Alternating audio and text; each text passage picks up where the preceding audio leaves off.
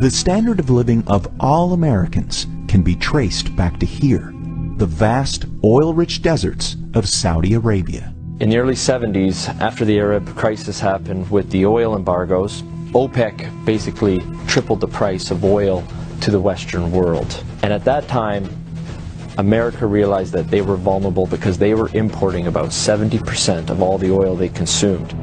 To secure a reliable foreign source of oil, U.S. President Richard Nixon sent his Secretary of State and National Security Advisor Henry Kissinger to Saudi Arabia for a secret meeting.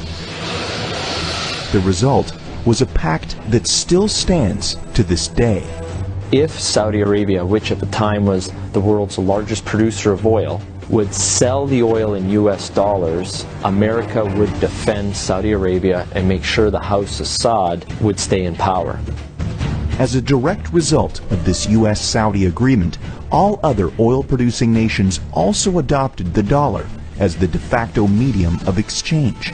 Demand for it increased exponentially all over the world, and soon it had a new name, the petrodollar. Your currency is only as strong as the demand for it, just like anything else, the supply and demand. Why the petrodollar is important, it causes a demand for the US dollar. A lot of Americans don't realize that over 70% of all the $100 bills in the world are actually outside of the US. There's more $100 bills in Russia than there are in America.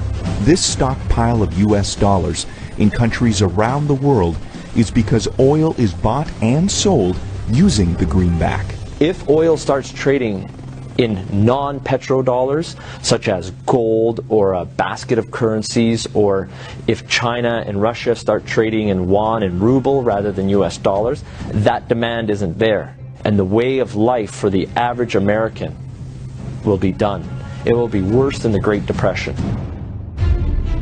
To date, anyone who's potentially threatened the status of the petrodollar hasn't fared well. Libyan strongman Muammar Gaddafi publicly pushed for a Pan-African gold-backed currency that he would trade for Libya's oil. He was killed during a US-backed revolution in 2011.